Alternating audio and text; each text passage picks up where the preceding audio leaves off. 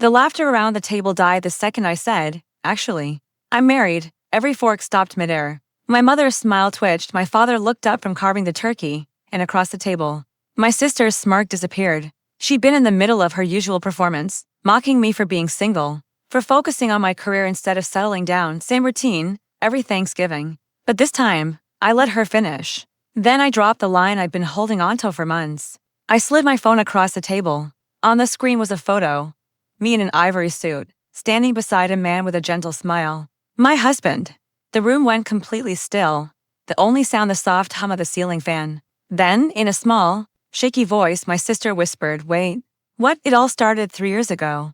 Back then, I trusted her completely. She was my big sister, the one who used to braid my hair, help me with homework, whisper secrets under the covers when we were kids. She was my best friend before she became my competition. Everyone loved her, the charming one, the golden child, the person people naturally gathered around. I was a quiet one, standing at the edge of conversations, half heard and easily forgotten. But I didn't mind. I liked watching more than talking. She craved the spotlight. I didn't. Maybe that's why she couldn't stand the idea of me being happy without her approval.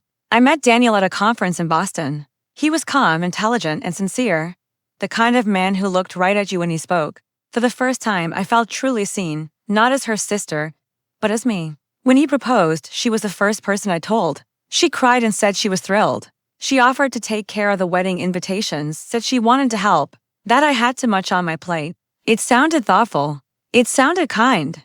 But the invitations never showed up. The first clue came from my college friend Emily, 3 weeks before the wedding. She texted, "Hey, I never got an invite. Am I still invited?" I thought it was a mailing mix-up. But then a few more people said the same thing. Nobody had gotten one. When I confronted my sister, she acted shocked, said the post office must have lost them, promised to resend them, but she never did. 2 days before the wedding, Daniel's aunt called, confused and upset. "We thought it was canceled," she said. "Your sister told us." That's when everything clicked. Every missing guest traced back to her. Friends, family, even Daniel's coworkers, all misled by her lies. She'd hidden every invitation. Every single one. I didn't yell. I didn't lose control. I just listened to her fake tears and practiced excuses. Anger would have been easy. But silence. Silence was power. That night, I gathered everything. Every text where she pretended to help. Every proof of delivery she'd signed. Every message she sent telling people the wedding was postponed. Then I waited. For the next year, I barely spoke to her. She thought she'd gotten away with it. She told her relatives I was struggling, that my marriage wasn't real. She even joked about it at family dinners when I wasn't there. My mom later admitted it to me, voice shaking with guilt. So, I made a plan, patient, quiet, and perfect. When Thanksgiving rolled around, I told everyone I'd bring dessert and a surprise. Daniel parked a few houses away while I walked in alone, holding a pie. And the truth, she was already there, surrounded by cousins, holding court like always. She looked at me with that same smug smile, the one that said she still saw me as someone she could talk over. "Still single?" she said loud enough for everyone to hear. "We were just taking bets." That was it. Her last line. I smiled and got ready. "I'm married," I said, smiling.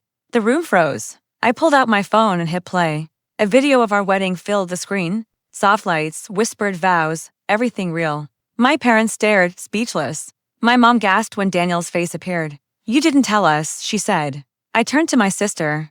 "I did." Then I opened a folder on my phone labeled proof. There it all was, screenshots, confirmations, messages from her number canceling my wedding. I laid everything out like evidence in a trial. Her expression shifted piece by piece, confusion, panic, then the cold sting of realization. My dad spoke first. "You did this." She didn't answer. She didn't need to. Her silence was confession enough. She tried to twist the story, but no one was listening. Every gaze that once adored her now saw her for what she was. For the first time in my life, I didn't feel small. I didn't shout. I didn't rub it in. I just stood there and said softly, "I thought you wanted to protect me. Turns out I needed protection from you." Then I looked around the table and nodded toward the door. "Come meet him." Daniel stepped inside, calm, steady, holding another pie, his warm smile lighting up the room. No one said a word. Later that night, after everyone had left, my sister tried to apologize. But apologies mean nothing after the truth is out. They're just damage control. I told her I forgave her. But forgiveness doesn't mean things go back to how they were. It just means I'm done carrying the weight. When I think about that night, I don't remember the silence that followed. I remember her face when it all sank in, when she realized her throne was built on lies. And I just pulled the chair out from under her. As I left, our reflections crossed in the hallway mirror, two sisters, one still pretending, the other finally free. I smiled not from spite, but from peace.